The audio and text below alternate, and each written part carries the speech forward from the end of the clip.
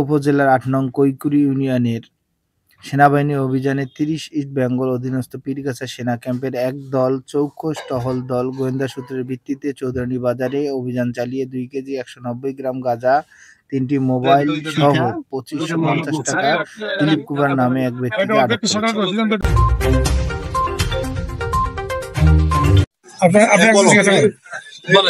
করেছে। কতগুলো? 2 KG 190 2 KG 190 গ্রাম। আর কি পাওয়া গেছে? টাকা টাকা 2550। মোবাইল মোট কয়টা? আমার মোবাইল একটা। মোট কয়টা মোবাইল নিছে? মোট হলো 3টে। এই বাদে আর কিছু নেওয়া হয়েছে? না স্যার।